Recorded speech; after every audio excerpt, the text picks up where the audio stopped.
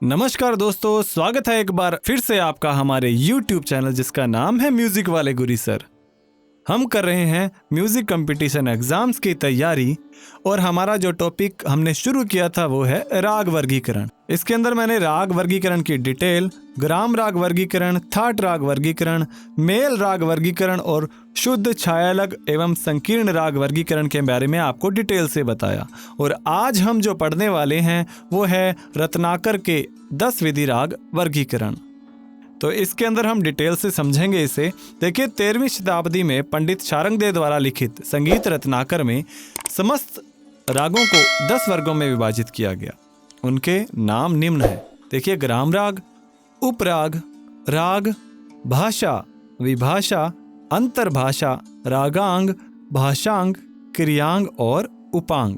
ये जो 10 वर्ग थे, इनमें से प्रथम 6 वर्ग मार्गी संगीत के अंतर्गत आते हैं और अंतिम 4 देशी संगीत के अंतर्गत आते हैं। पहले जो हैं 6 वो मार्गी संगीत के अंदर और जो लास्ट के 4 हैं वो देशी संगीत में आते हैं।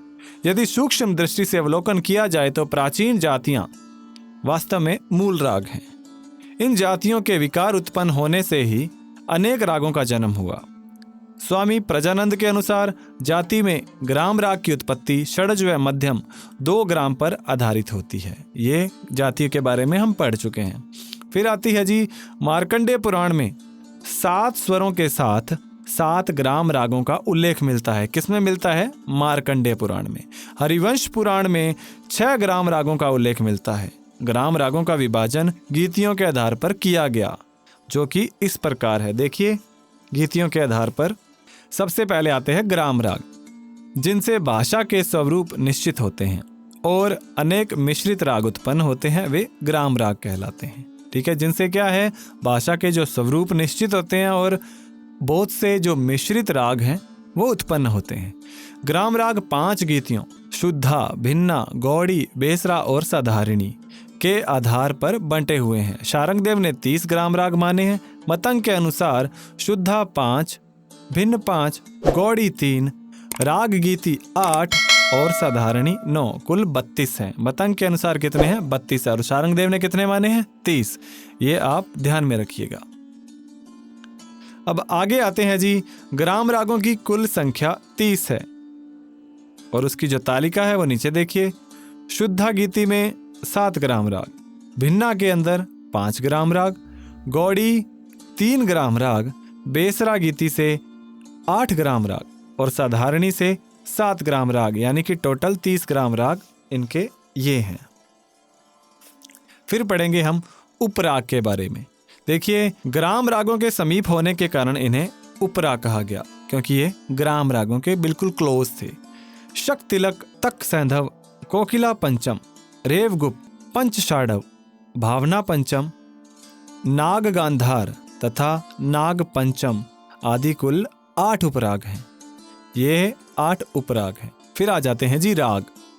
कल्लीनाथ के अनुसार जातियों से ही उत्पन्न अन्य 20 राग हैं, जैसे श्री, नट, बंगाल प्रथम, बंगाल द्वितीय, भास, मध्यम षाढ़व, रक्तहंस, कोल्हास, प्रसव, भैरव, ध्वनि, मेघराग, सोमराग, कामोद प्रथम, कामोद द्वितीय, आम्र पंचम, कंदर्प, देशाख्य, कैशिक कुकुब तथा भट्ट नारायण।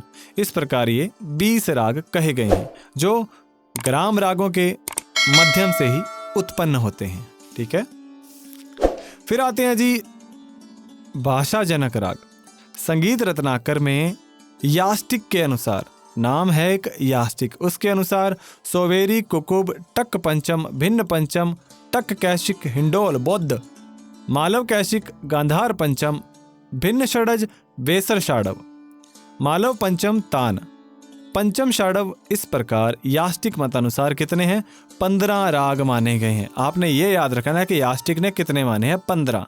भाषाजनक राग मतंग के 6, कश्यप के 12 और शार्दुल के अनुसार 4 ही हैं। फिर आ जाते हैं जी नान्य देव के अनुसार। भाषाजनक रागों को मूल राग कहा गया है। मतंग के अनुसार भाषा के 4 भेद हैं: मुख्या, सवराख्या, दंशजा तथा अन्योपरागजा। जो अन्य भाषा से प्रभावित न हो वह मुख्या, जिसका नाम किसी देश के नाम पर हो वह देशज, और जिसका नाम किसी स्वर नाम पर हो वह स्वराख्या। संकीर्ण देशाख्या को दंशजा और अन्योपरागजा को छाया मात्रा नाम दिया है। भाषा रागों की संख्या 95 है, यानी कि 95। अब पढ़ते हैं जी हम रागांग राग।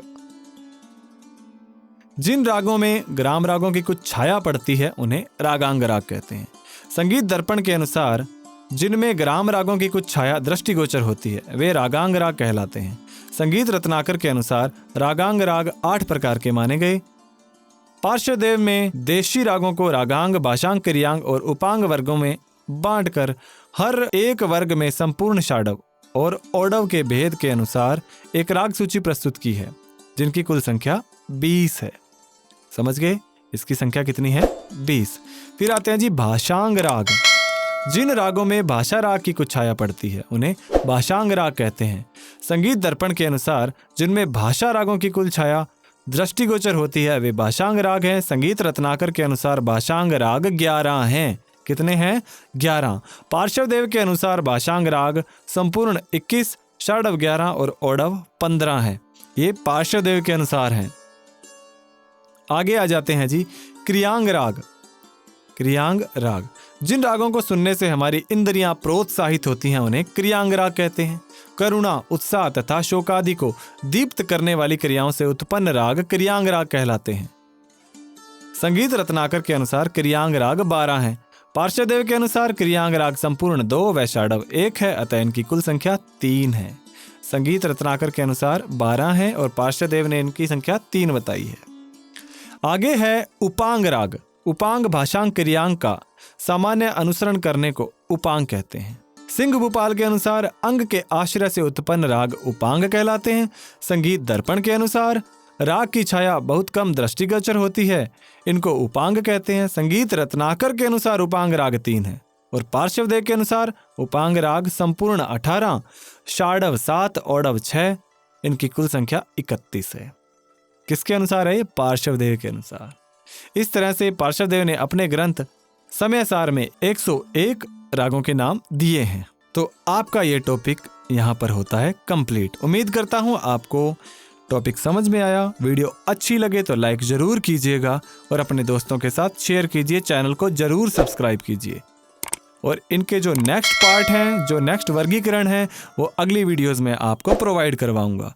तो मिलते हैं नेक्स्ट वीडियो में। तब तक पढ़ते रहिए, बढ़ते रहिए। जय हिंद, जय भारत।